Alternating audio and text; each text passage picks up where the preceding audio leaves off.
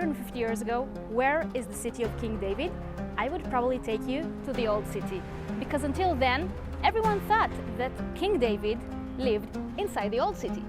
But 150 years ago, the archaeological digging here revealed that actually this is the real old city. Hi everyone, my name is Gal, I'm a tour guide here in Israel, and today I want to take you to City of David. I remind you before we start, if you like my project and if you like my videos, don't forget to hit the subscribe button. Let's go!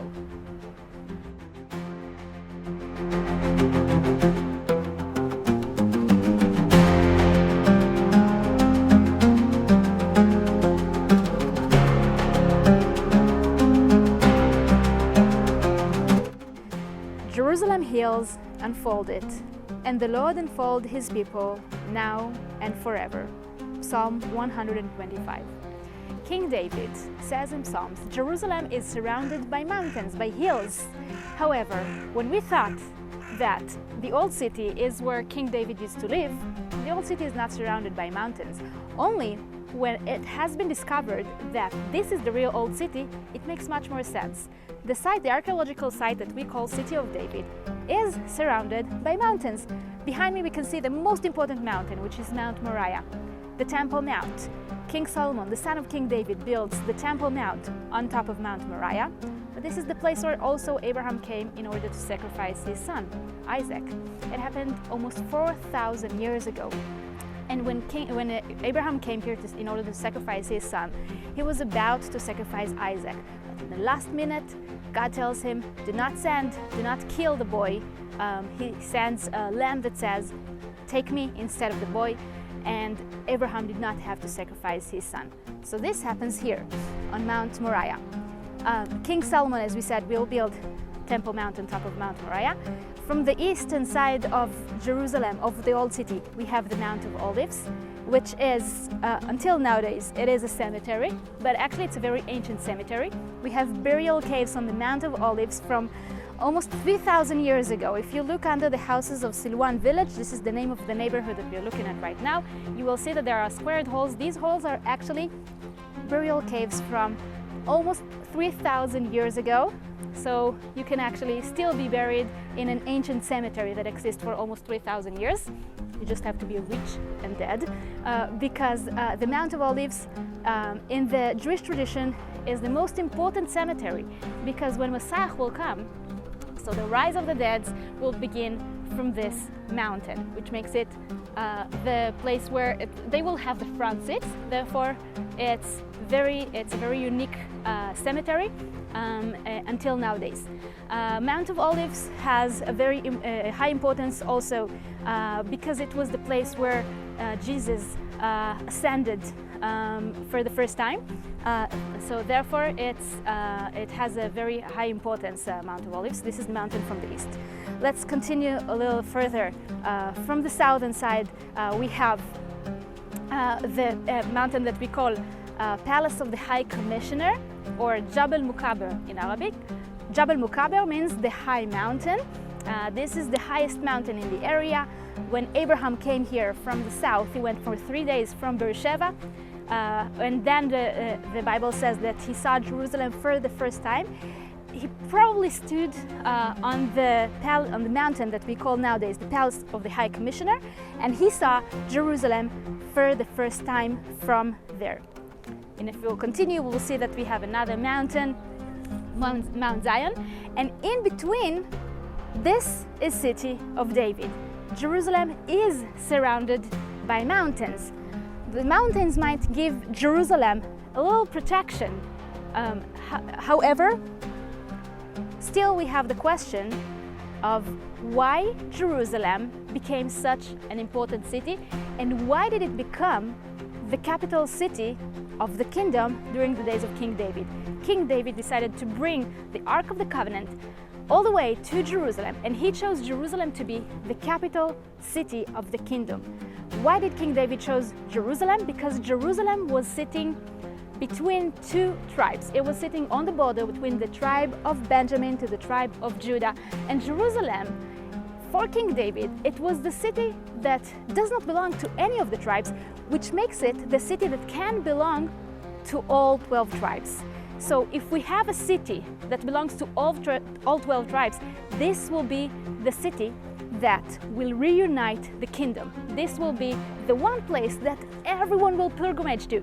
And we have evidence, we have scripts talking about the pilgrimaging, thousands and thousands of people coming to Jerusalem, and that unites all the people. When they come to Jerusalem, they get to see the other, the person that is different than them. And this is the place where eventually all the 12 tribes will be reunited from. Grab your Bible, let's go to see the old city of David.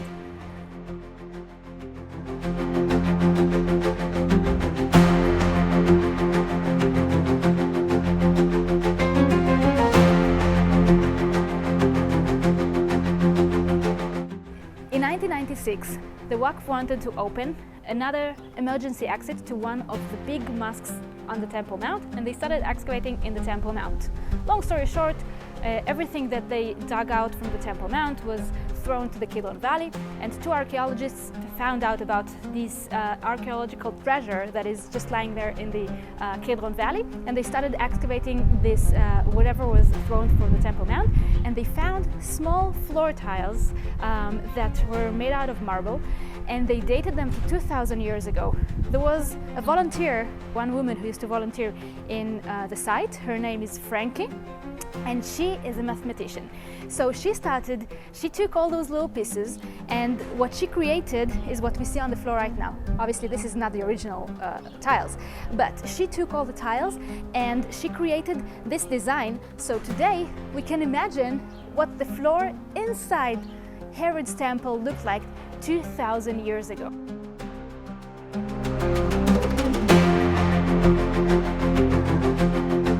Eilat Mazar came to excavate here about 20 years ago. The only problem she had is the visitor center that is now above our heads was here.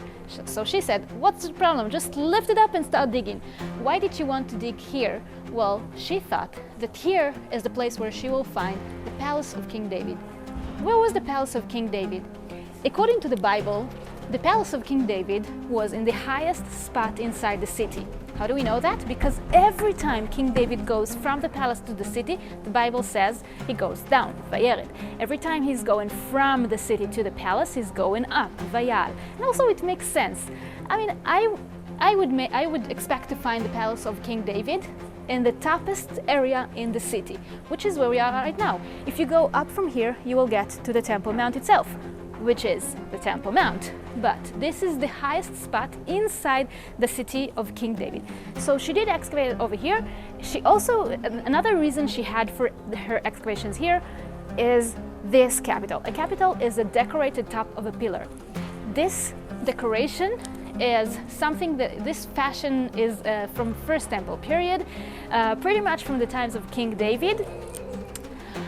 But the structure that this capital was in was never found. So she said, if I'll excavate over here, maybe I'll find the palace, maybe I'll find the place where King David lived. So unfortunately for us, excavations here cannot last forever, so they couldn't continue both sides, and the palace still was not found. However, if we look from here towards the east, we will see the Kidron Valley. And I can imagine that if King David lived somewhere around here, maybe his bedroom was over here somewhere, he had a window, from the window he could have seen the Kidron Valley and the rest of the neighborhood underneath him. And the Bible tells us about at least one person that lived in the Kidron Valley underneath the house of the palace of King David. This is Bathsheba. So the Bible tells us that Bathsheba was a woman that lived in Jerusalem during First Temple period in the city of David. One night she's bathing on the roof, and King David sees her and immediately falls in love with Bathsheba. And then the Bible tells us that he decides to take her to be his wife. There's only one problem. She already has a husband.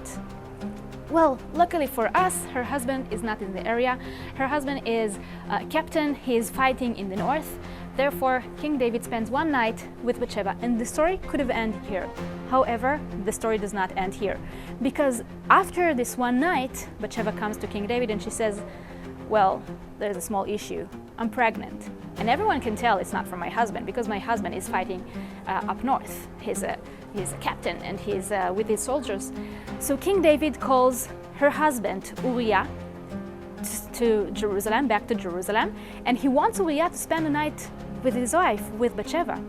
But Uriah was not willing to go inside his house. He said, how can it be that I will spend a night with my wife when my soldiers are still fighting? They still have all their battles up north. So he did not agree to go inside the house, and therefore he did not spend even one night with Bathsheba. So King David sends him back to the front, to the war, but with a little note that was diverted not to him, but to Yoav, which was like the high commander of the army. And on this little note it said, send Uriah to the front, send Uriah to be fighting first. And obviously King David knew that from this battle Uriah will not come back, and he did not come back, and Bathsheba could marry David. The story could have ended here, but it did not end here.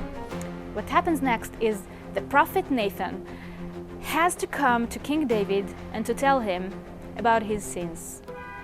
I assume that for a prophet to go to the king of the kingdom and tell them that what he did was wrong, that's probably not easy at all. So Nathan himself was thinking of a way to let King David know that he had a sin without actually telling him, you have sinned. So what he does, he tells King David a story about a rich guy who has a lot of sheep and goats, and he had a neighbor. The neighbor was poor, and this neighbor has only one sheep that he loves very, very much. And when the rich guy did a feast, he decided to take the little sheep that belonged to this poor guy. And King David says immediately, this person, he deserves to die. That's how bad he acted. And then Nathan looks at King David and says, you are the man, I was talking about you. And the thing that happens immediately after that, and I think this is amazing, King David said, I have a sin, I sinned, I have a sin, and I need to redeem from my sins. I need to do what we call in Hebrew chazara b'tshuva, which means I have to redeem from all my sins. And this is what he does, and I think it's incredible. Because the Bible did not have to tell us this story. But if this story appears in the Bible, it has a purpose. The Bible is not a history book. We can see when we travel here in City of David, a lot of the stories that appear in the Bible come to life. We can find names that are written in the Bible. We can find their seals here in City of David. We can see the geography that King David speaks about. But the Bible is not a history book, and if the Bible tells us a story about a king that has a sin, about a king that is doing something terrible, there is a purpose. And the Bible is trying to tell us, no one is perfect. But even if you're not perfect, that's okay, because you can always ask for forgiveness and you will be forgiven. Even if you're the king, even if you're the king of the whole kingdom, you can always ask for forgiveness and you will be forgiven.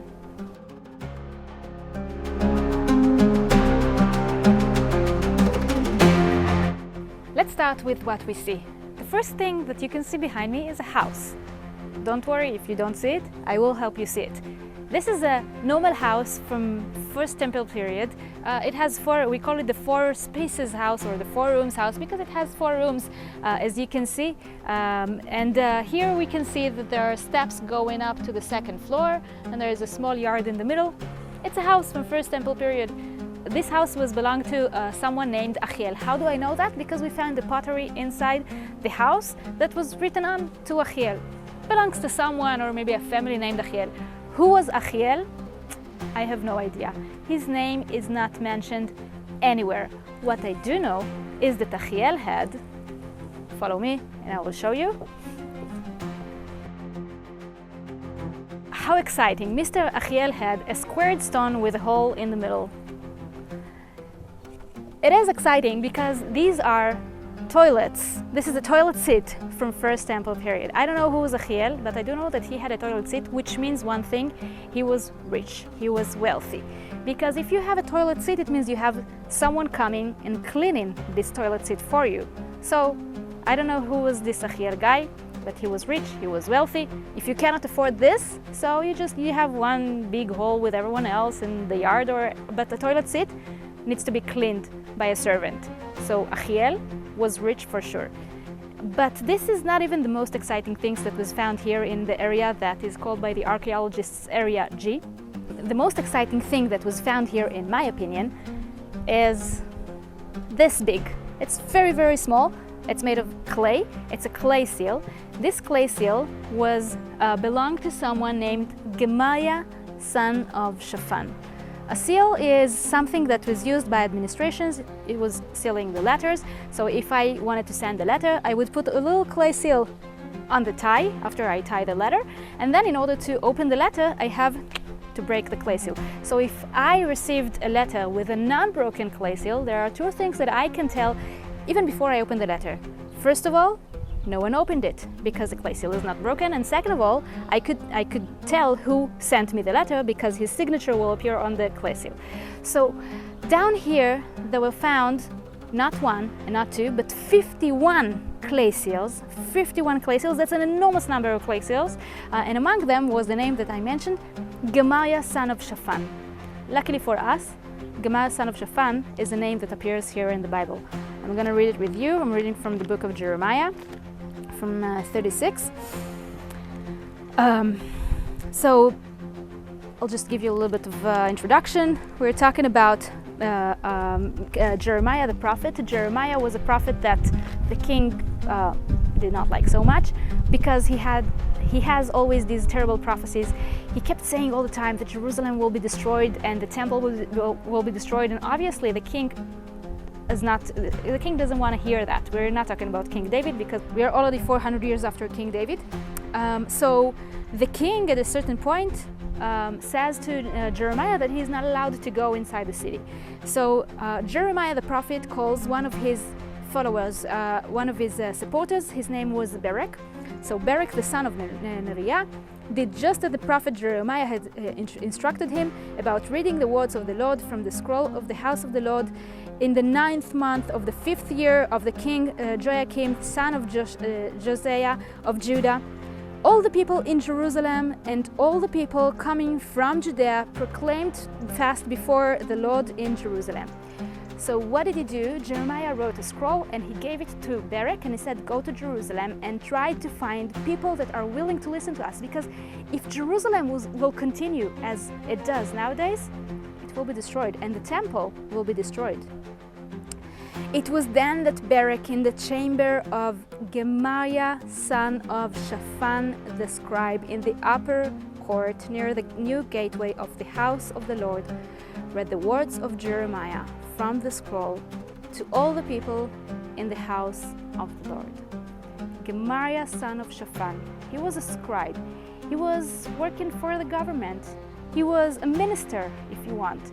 He was working, his office was here in Jerusalem. It could have been here. Maybe this was the place of the office, maybe up there where the palace is supposed to be. Maybe closer to the temple, but somewhere around here in Jerusalem was the office of Gemariah, son of Shaphan. He was a man who lived here 2,600 years ago. And we found his clay seal only 50 years ago here in City of David. To find a name of a minister, a name that is mentioned in the Bible here in Jerusalem, what can be more exciting than that? The end of the story, however, is not so good, because Gemariah, he decided to take this scroll to the king to show King Joachim the scroll that was written by Jeremiah and that was delivered by Barak. But you know what the king did with that scroll? He took it and he burned it, and we don't even know until nowadays what was written on that scroll. What we do know is that after this scroll was burned, Jeremiah wrote another scroll, and in this scroll he's not trying to tell people to, he's not trying to bring back the people to the Lord. What he says is, Jerusalem is about to be destroyed. There is no more hope. This scroll, you can still read it until nowadays. In this scroll, Jeremiah, when he writes this scroll, he sees Jerusalem in its destructions. And Jerusalem was destroyed. And when archaeologists came to excavate over here, they found a lot of ash and they checked it. And this was the ash of the burn of 586 BC. So Jerusalem was destroyed 2,600 years ago. But the ash of the burn was still here, waiting for the archaeologists to find it. This is not the end of the story. Yes, the temple was destroyed. Yes, Jerusalem was destroyed. But Jerusalem will rebuild again 70 years later. And the temple will be destroyed. But the history keeps moving on. And when we walk in Jerusalem with the Bible in our hands, we can still see how these stories come to life. It was Hezekiah who stopped up the spring of water of Upper Gihon, leading it downward west of the city of David. Hezekiah decides to divert the water spring. The water spring was not protected in the Gihon spring. What did King Hezekiah do? That's what the Bible tells us. When there was a siege on the city, when the Assyrians are about to come and conquer Jerusalem, he decided to divert the water south and west inside the city of David, because if the water will be still in the Gihon spring, the kings of Assyria will find the water and they will be able to conquer the city. And that's something that Hezekiah knew. Almost half a mile, 500 meters, almost half a mile of a tunnel that diverts water all the way to here, to the place where the pool was built, the pool of Siloam, by King Hezekiah. The word Siloam comes from the Hebrew word shiloach. Shiloach in Hebrew means to send, because this is the place where King Hezekiah sends the water to. This was the place that the water reached after King Hezekiah diverted them from the spring in order to protect the city. What happened eventually to the city? In this case, the city was saved. The Bible tells us that 185,000 Assyrian soldiers are doing a siege on the city during the times of King Hezekiah. However, one day, after 4 years of siege, King Hezekiah wakes up, looks through the window, and he sees all the 185,000 soldiers, they were all dead. The city was saved. As the Bible tells us, it was a pledge, it was something that God brought to the Assyrian soldiers. Maybe it was a pledge, as the Bible tells us. Maybe it was something that hurt all the soldiers, all the Assyrian soldiers. Or maybe they didn't have water, so they could not survive the siege.